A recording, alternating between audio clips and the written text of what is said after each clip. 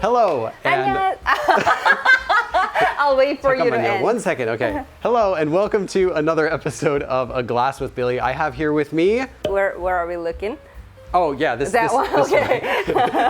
My name is Jream, but for English speakers, it's hard to say. So people could never pronounce my name. Okay. So I said it's like Jream, but with J. Okay, I get it now. And then people will go, oh, Jream. And Jream, yeah. Close enough. And we are sitting here in a Hanok, actually, a traditional Korean house. And it is raining crazy hard today. But it just stopped for like 1 second. Sorry in advance if it starts raining really hard. And today we have an interesting topic to discuss, and that is Billy versus Jay. Is it better to have a native Korean teacher or a non-native Korean teacher? But let's start with you then. You have actual credentials. I do. Yes. So I've taught at Penn State and Princeton. I've taught 3 years as a teaching assistant, but we taught our own classes. Right. And then I've taught 5 years as full-time lecturer at university. So 8 years of teaching experience then. I just have a YouTube channel.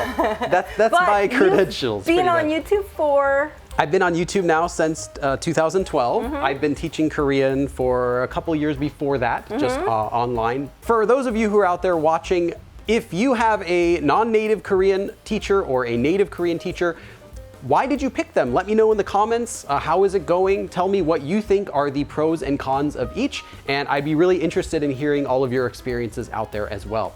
So that's what we're gonna be talking about, starting with what would be the first thing that comes to your mind then when you think about the benefits of a native Korean teacher over a non-native Korean teacher? The intuition. Intuition, what do you mean? You don't have to think about it, but you know what sounds the most. The mosquito just flew by. It's a very rainy weather today. A native speaker knows what sounds natural, having all that, native data in your mind, and then you study how to teach, and then you have on top of that learned language, which a lot of times for non-native speakers it's hard to have. By default, you already speak Korean fluently. Right. On a good day, I speak Korean fluently. I think the native, not only teachers, but speakers make good conversation partners because they don't have to try, but they'll give you all this input that's very natural on the spot. That's true. In fact, I always recommend people don't use me when they're looking to practice their speaking, just their general listening practice. Why? Why do you say that? Yeah, because they're going to just be relaxed and talking to you casually versus someone like me or even someone better than me who's still going to be kind of, thinking about the best phrases to say because they want to think like, well, I'm teaching Korean to a learner, so I should use this and this and this. I think it would be a lot more natural and easier to do a real conversation with a native versus, with me, it might be good to do something like just, practicing phrases you've learned or practicing grammar and stuff like that. The other thing is that native Koreans, especially ones, of course, who, grew up or spent part of their life in Korea, have a huge bank of content of things to talk about. Whereas if a non-native teacher has not been living in Korea their whole life, they'll have much less.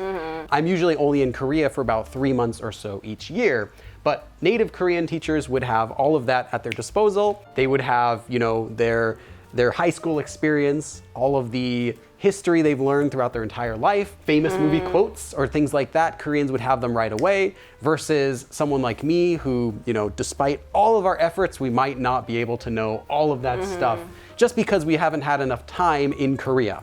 I think the address terms, do I call you Billy 씨? Do I call you 선생님? Do you call somebody 오빠, 언니, 아줌마, 이모? That's a huge how topic. to figure it out, how to figure out what age the other person, how do you ask that? You can call me 전화. 전화, 여기서 전화 좋아요. 전화, 통 좀 가요 주시옵소서. They might not necessarily know what to call the other person on the spot, but they'll know how to ask about it, how to figure out relationship. Right. I think Billy 씨 would probably be fine. But don't use 너. Yeah, please don't use no. Sometimes I get comments will say like, 빌리, 너는 최고야. I'm like, thanks. Yeah, don't do. Or 당신. 당신. Yeah, that's a little bit awkward. I think to be fair though, for Korean native speakers, Mm-hmm. they might not know when they are, why is it awkward? And sometimes I've seen this where a native Korean speaker, so not a teacher, will use much simpler or sometimes even wrong Korean to a learner because they think that the learner won't understand their Right. regular Korean. So I had a language partner once who would always use 당신 to me, even after they knew my name, which in Korean is very Weird. awkward. Yeah. And I asked them, why are they doing that? And they're like, oh, well, I thought it would be easier to understand. Don't do that. And another thing is actually all these cultural references. People will refer to an old movie, childhood movie, or Right. slang Yeah, right now. we love doing like movie quotes, even from really old movies Right. still today. Right. Then they can explain to you better. Did I get it? No, it's No, over there. All the slangs and memes, they'll be more up to date, or they'll be able to explain where it comes from. Yeah, even if they don't know it, they can easily, they'll know how to Guess. ask about it, or guess sometimes. Okay, so now we've talked about the pros of using a native Korean teacher. What about the pros of using a non-native Korean teacher? What about the pros about using me? I think because you learned the language, you studied the language, you know the reason for why certain things are that way. Okay. So you could actually teach better than native speakers who've never thought about That's that. what I was gonna say. We've learned Korean. We started from not knowing anything to having a conversation. So we understand, which things you have to keep an eye out for and which were the most difficult things or which were the easiest things and all these things about our journey to learn the language, which we can then kind of use as a guide to help new people. Like, hey, watch out for that obstacle. I got tripped up on there too. Whereas some native speakers might be like, oh, 원래 그래. Yeah. 그냥 그런 거야. That's how it is. I hated hearing that when I was a beginner. The most basic, 어유, if you ask Korean speakers, they wouldn't know when to use ayu and 어유 because never thought about it. Yeah. Another thing is that people who are learning Korean see me and they know that I didn't grow up in Korea or, I didn't live there for, from childhood or anything like that. In some way, I can be kind of like, an example. Look, Billy can do it. I can do it too. Billy's a regular person. He wears a, baseball cap and carries a teddy bear. If that loser can do it, I've got a good chance. For that reason, I loved 비정상회담. That was a popular show. It's on Netflix though. It's on I Netflix think. now? Okay. And they featured non-native speakers who have learned Korean. And I remember watching the show and thinking like, okay, I need to keep studying Korean even harder. I want to get to this. I want to get to the next level. You want to be on that show. No, I don't want to be on the show, but it just, made me want to get better anyway. Yeah. And I also think when you see a non-native teacher, who became so fluent that they can teach, that sets a realistic goals for the learners. Because if you only focus on native speakers and think, I'll never speak like her, I'll never speak like him, it's frustrating and demotivating Right. actually. So, and I've been speaking English for years, but I'll never speak like a native speaker, Well, but that's because you're fine. you're not a native. The purpose of learning a language is to communicate, right? So as long as you can communicate, you don't have to sound like a native speaker. But a lot of people just focus on, oh, I want to be like a native speaker. Yeah. I sound stupid. I hear that goal But a that's lot, not true, and that'll actually frustrate you more than motivate you. So when you look at the non-native speaking teacher, oh, he's my goal. She's my goal. I want to be like them. And that motivates people. Okay, so now we've talked about all of the pros about being a native speaker or being a non-native speaker, but there are also some downsides to both of those. Yes, you got the hand signal. What's the downside to having a native Korean teacher? All right, I don't want to say all native teachers do this, but a native speaking teacher who never had training go by their intuition. And instead of correct information, correct grammatical knowledge, Right. they'll just improvise on the spot. I think you can think about English native speakers Right. who go abroad and teach. Yeah, like some people would ask me when I was in Korea, they're like, what's the difference between like when you say like that or who or whom or which. I'm like, Let me think about it. that's a good question. Anyway, I'll see you next time. That sort of thing is the same in Korean, that if the person hasn't had any sort of training, like, any sort of training, Right. then you can run into those same sort of problems. Another downside, I think, is maybe a little similar to that, but if someone doesn't have training, they might not also be very into doing teaching. No. Maybe they want money, or they're bored, or some other reason. They're native speakers, so they can get a job as a Korean teacher. Right. But they don't have any training background. Again, I'm not talking about degrees necessarily. Then they're just in the classroom, but they're not really putting their expertise, let's say. Yeah, that can happen sometimes. Of course, with any language, you get Right. teachers who don't really want to be there. Make sure your teacher wants to be teaching you Korean. And then another thing that could be a downside is that, of course, if they don't have teaching experience, they also might not even be able to explain concepts at all. So that's what you get a lot of people answering, like if you say, what's the difference between this and this? And they say, 원래 그래요. yeah, that's what I heard a lot when I was Yeah. a beginner trying to ask, my friends questions. Another thing is native teachers wouldn't know everything. Right. Well, I don't know everything I'm not a either. walking encyclopedia, Yeah. So some advanced questions, especially, I'll have to think about it. I'll have to look up examples, and then my part is analyzing. Why is this natural here? Why is it not? So if you have a native speaking teacher, don't expect them to know everything right on the spot. Yeah.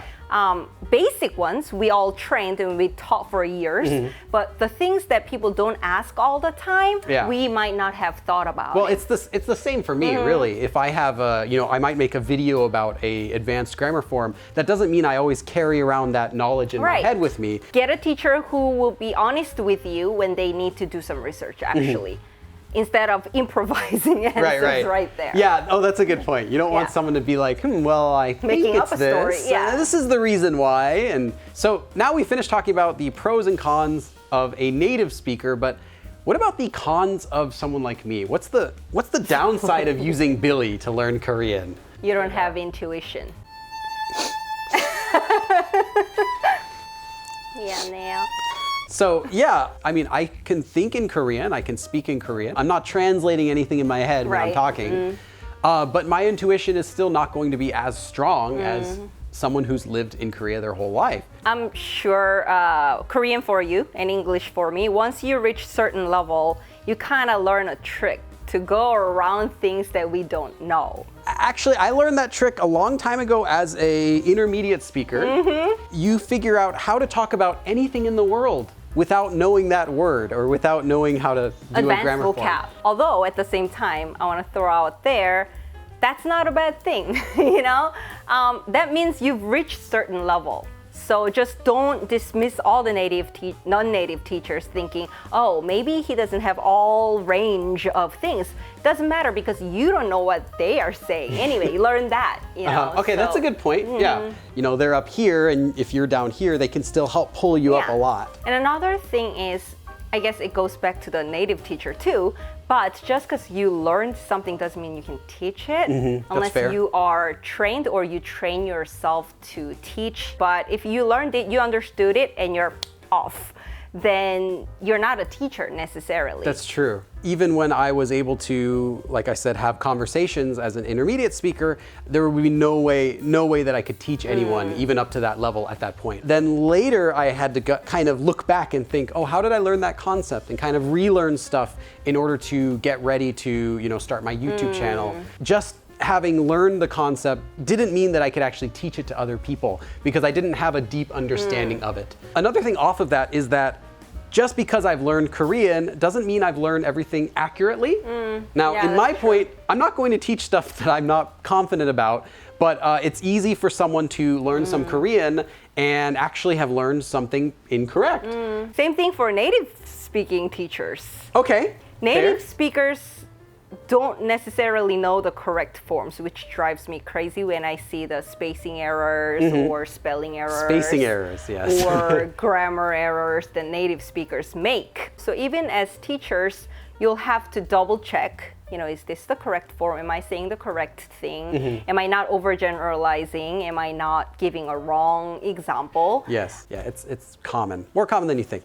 I guess the last thing that I just want to talk about now that we've discussed pros and cons is something to keep in mind is that a teacher's purpose is just to facilitate and help. I was going to say to teach, but that works too. But I think, teachers are here to teach, meaning teachers should be prepared to teach. And doesn't matter if you're non-native or a native. But with that said, though, there are some situations where you would want to use one over the other. The main one I can think of is if you're trying to do something like intonation training or maybe like detailed pronunciation training, I would go with a native teacher for that. What would you think? I would too. You would too? I just thought about one thing that I'll go with non-native teacher. What? Learning tips. I'll answer the grammar questions or vocabulary when your students questions. ask you questions. Right. Okay. But when they ask learning tips, actually they share more knowledge amongst them. Okay. Not from me. And I love that. I love seeing learners sharing their strategies and experiences. That makes sense. Even if a Korean teacher, say, knew everything about Korean and how to teach everything, they didn't have to go through the same process that a non-native Korean had to. So, we had to do things like, make sure you don't use romanization ever, don't get caught up in that, or pay extra attention to, politeness levels, or, how to make goals, or, or like I used this app, this resources Koreans, out there. there's no reason they would ever use those apps. Another thing that I think natives could be better than a non-native would be something very specific, but I guess if you're trying to learn like 사투리, like dialect. You're laughing. She's from Ulsan, so she has a really strong dialect. I heard her talking on the phone with her friend. I'm like, wow, that is Ulsan. 우리 이제 시작하려고 들어와도 돼. 어딘지 알지? 그 큰 골목에서 바로 보이더라. I did live in Busan when I was in Korea, but that doesn't mean I'm a native Busan dialect speaker or anything. So if you wanted to have dialect coaching, you'd have to go to a native. Yeah, pronunciation, intonation, 사투리. Yeah, 사투리. So those three things. The only other case I can think of is if you're living in Korea, you might want to go for a Korean teacher. Because you're here. You're here anyway. Other than that, though, I think you're good with either. You're not going to not learn Korean because you picked one or the other, and you're not going to have a huge advantage if you pick one or the other. Teacher is one of the resources. You don't rely solely on one teacher. Use as many resources as possible. Everyone has different strength and weakness. I might be better at teaching these things. Some people might be better at other things. No need to pick one. Don't treat a teacher as the person that's going to make you fluent in Korean. They're my baby. Yeah. You are the person who's learning Korean, not your teacher. So use your teacher as best as you can. Use a native or a non-native, whatever you like, whatever you're getting the most use out of. And that's the best tip that I can give. I agree. So thanks for watching, and let me know in the comments. I'm curious how many of you out there are using a native Korean teacher or a non-native Korean teacher to learn. Which do you prefer and why? What things do you like about each one? Please let me know in the comments. I am actually curious to know what you think and about your experiences. Make sure to check out her channel too. I'll leave a link in the description. Thank you for watching, and I will see you again next time. 1, 2, 3. 그럼 다음에 봐.